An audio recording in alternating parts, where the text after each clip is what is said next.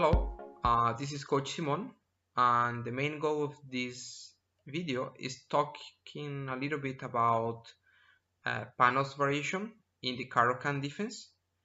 This video will have to be very interesting and very useful for our next tournament.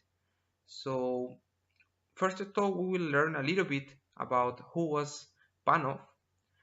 Vasily Panov was a Russian international master. He was very famous because he won several tournaments in Russia.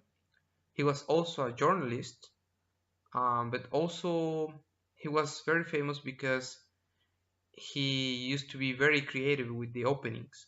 So he has two variations that are called Panov. One of them is in the Caro Kann that we will learn today, and the other one is in the Alekhine defense.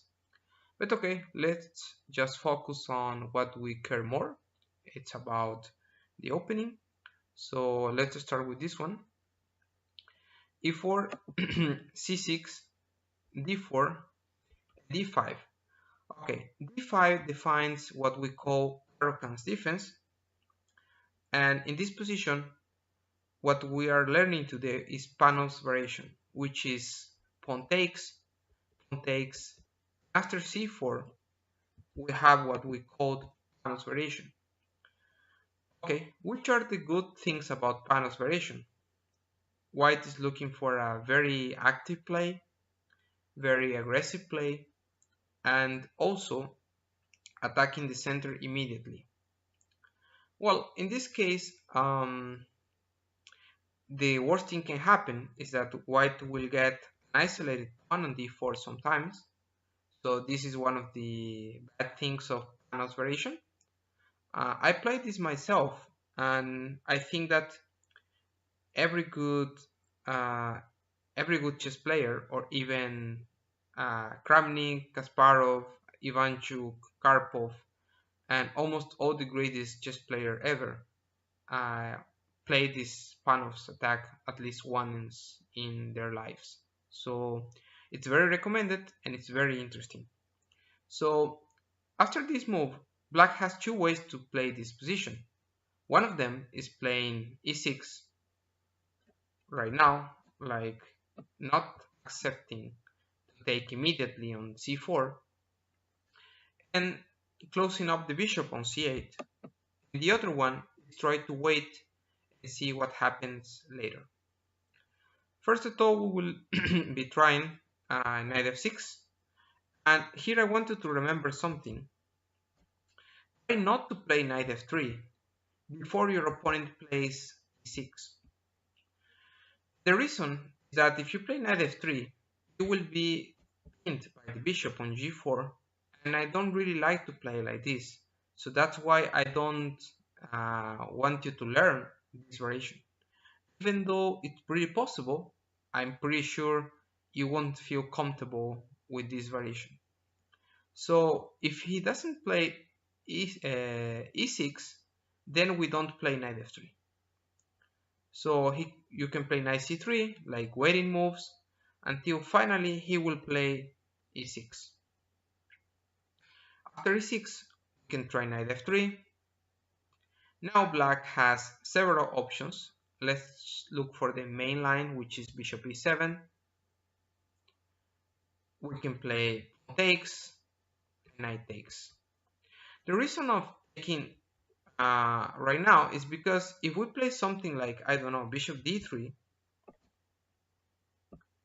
now black can take, and we are wasting one tempo because we have moved the bishop twice. We first moved the bishop to d3, and now we have to move the bishop again to c4. So instead of that, we can just take the pawn, and after knight takes, he wants to keep the isolated pawn for white. We can play bishop d3, castle by white, and knight c6. After knight c6, we can play rook e1, bishop f6 is a very good move, and from here we need to be careful with this knight, which is a very interesting piece. So if you don't know what to do immediately, sorry, it was a mistake, we can play just bishop e4, so we can defend this pawn. Later we can continue with a3, which is a normal move. Sometimes bishop goes back to c2, and we prepare the battery with the queen and bishop over this diagonal. This is how white plays, and black needs to develop the bishop on c8, and this is a very interesting battle between isolated pawn against very good and solid position for black. I have added a couple more moves like knight c to e7, where you can play queen d3. It's like a battery, but in a different way. This time the bishop is in front. And after a move like g6, we can play bishop h6, rook e8, and finally rook a to d1. So white will be trying, as usual, to play a move like knight e5 in the future, trying to get this knight very active. And, oh, that was a mistake. Knight to e5, creating and gaining more space for white pieces. And of course, black will have some issues in this position to the finishing his development. But of course, the position is very playable for both sides, so it's very interesting. Okay, I'm just going back and check another possible variations which are not the main line. For example, here, instead of playing e6, black can try knight c6. And please try to remember that I'd already told you about not playing knight f3 until your opponent plays bishop g4. Sorry, until your opponents play e6. That's what I meant. So we need to remember that. That's very, very important for us. And after knight c6, what can we try is just bishop g5, which is a very interesting threat. Because now we are forcing him to take a decision. White is threatening to capture the knight, and then knight can just grab the d5 pawn. So black needs to do something, and the most common move here is pawn takes. Remember that if he plays something like e6, then we can just try either c5, which you can see the variation, and you will have this variation in the link that I will send this to you. Or otherwise, you can try knight f3, because as we said before, now the bishop cannot pin the knight, so knight f3 is possible. And after bishop g5, he can play probably pawn takes. Now we can play d5. After knight e5, white can play queen d4. If you ask me, I don't really like this variation for black. I feel like it's hard to play from the black side, so I would not recommend this, even though it's pretty possible and you can play this. After a move like knight d3, we can just take, and knight f3. Both moves are just pretty possible, and white will get the d3 pawn whenever he wants, so we can just focus on do castle maybe and play rook e1. So we can just try to exploit the fact that black's king is in the center and it won't be easy to do castle. So this might be a very interesting approach for white. Okay, let's check other variations like we can try also g6 maybe, which is a different way to develop the pieces. Now white can just try pawn takes, and after, let's say, knight takes, you can just play bishop c4, knight takes, and here the most common move, pawn takes b3, it's a very interesting move and a very normal move, of course. But here what I want to suggest for white is queen b3, which I feel like it's the most important reply in this position.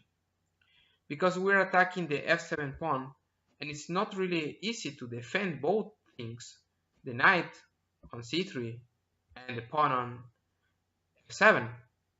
So if you just go back the knight to e4, we can just take the pawn on f7, following with a very important attack in this position.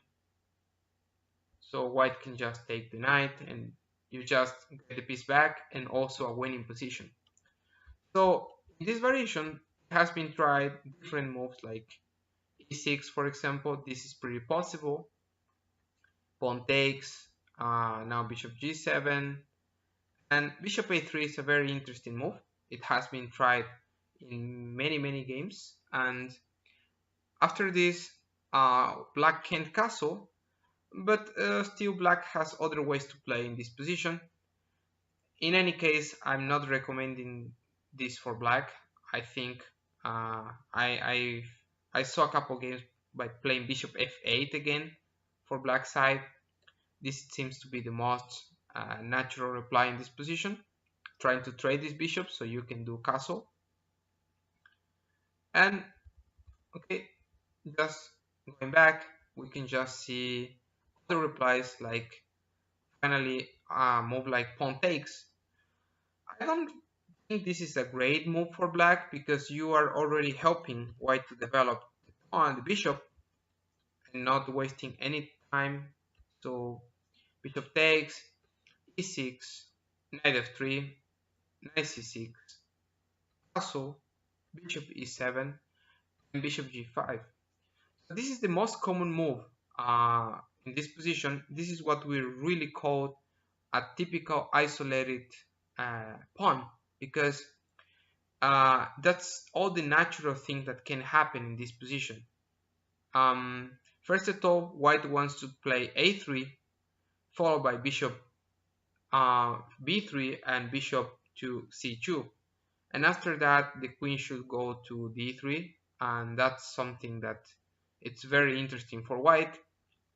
Of course, black will try to fight by playing something like something different, like maybe knight to b4, then try to get a solid position in the center. If you have time, like knight d5. Sometimes you can even try a move like b6, bishop b7, and this is a very good battle between the more the best pieces for white side, more active pieces against a very good pawn structure for black. So you will have some, of course, some games that you can check and try to learn a little bit about Panov's variation. Um, but this is basically all you need to know before starting the tournament. So if you have some questions, of course, you can let me know. I'll be trying to help. And hopefully we all will learn a lot about Panov's variation. It's one of my favorite lines against Caro Kann. So I think that you will enjoy to play this variation as well. Okay, so thank you, and I see you pretty soon, and I wish you the best for all the students in the tournament.